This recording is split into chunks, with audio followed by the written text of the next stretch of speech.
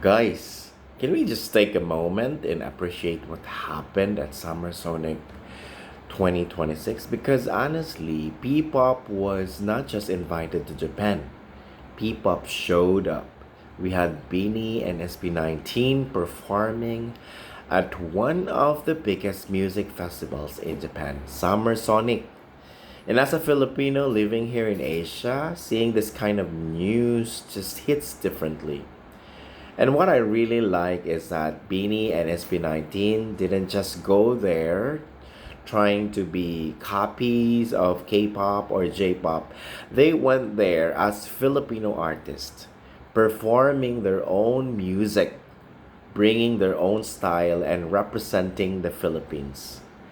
Let's talk about Beanie first. This was their Summer Sonic debut, and imagine performing in Osaka and then Tokyo. They performed songs like Cherry on Top, Zero Pressure, Out of My Head, Blush, and Step Back. But what I found really interesting was that they also prepared something special for the Japanese audience. They performed a Japanese version of Born to Win and even included Japanese lines in Salamin Salamin. Wow, that's great. And honestly, that's smart move. You're entering another country's music scene. But instead of changing who you are saying, this is our music. But we also prepared something special for you. That is how you connect with an international audience. And of course, Beanie being Beanie, there was still that fun, colorful, energetic vibe. Osaka got Sugar Rush, while Tokyo got Unang Hiling.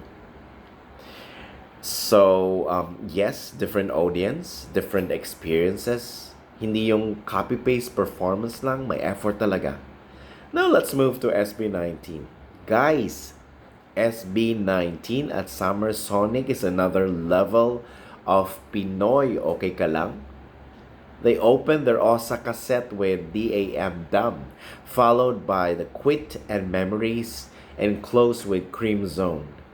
And based on their own message after the show, you can easily or you can really feel how much the audience energy meant to them. They basically said they went on stage ready to give everything, but the audience gave them even more energy in return. And I think that's what makes a music festival special. Hindi lang artist ang nagbibigay ng energy. The audience also becomes part of the performance.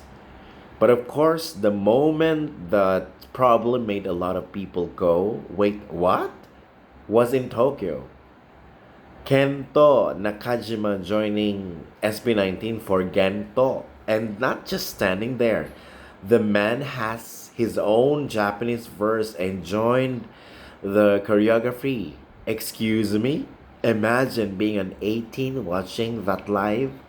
Hindi ka siguro makakapag-decide kung sisigaw ka, iiyak, or magre-record habang nanginginig ang kamay mo.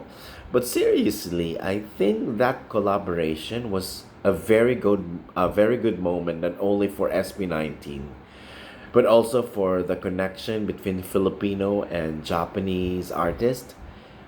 And SB19 also performed I Want You and Moonlight, showing another side of their music.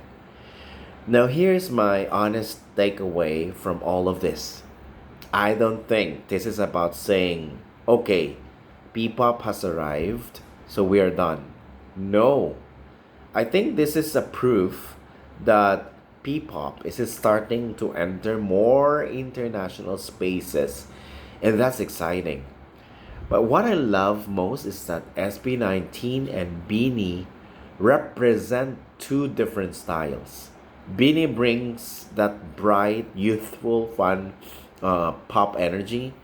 SB19 brings that powerful, intense, performance driven experience. Different styles, different, fandoms, different musical identities. But both are carrying the Filipino flag. And honestly, as a Filipino, nakaka-proud siya. Because there was a time when we would always ask, kailan kaya magkakaroon ng Filipino artist na regular na makikita sa international music festivals? And now, here we are. Summer Sonic, Japan, BINI, SB19, Filipino songs, Filipino artists, international audience. And this is why I think we should celebrate these moments. Not because everything has to be, competition between BINI and SB19. Please lang mga kababayan. Hindi kailangan na sino ang mas magaling. The fact that both groups were there is already a win. Because the bigger picture is Filipino music getting more opportunities to be heard outside the Philippines. And hopefully this is not the last. I want to see more Filipino artists on international festival stages, not just in Japan, but everywhere. Kasi if SB19 and BINI can open doors, hopefully more Filipino artists can walk through those doors too. So congratulations to BINI and SB19, from the Philippines to Japan, and hopefully from Japan to even bigger stages around the world. And now I want to hear from you guys. If you could choose one Filipino artist or group to perform at an international music festival next, who would it be? Comment below, and please, let's celebrate without fighting in the comments. Support your favorites, support Filipino music, and let's enjoy the fact that P-pop is having its moment right now.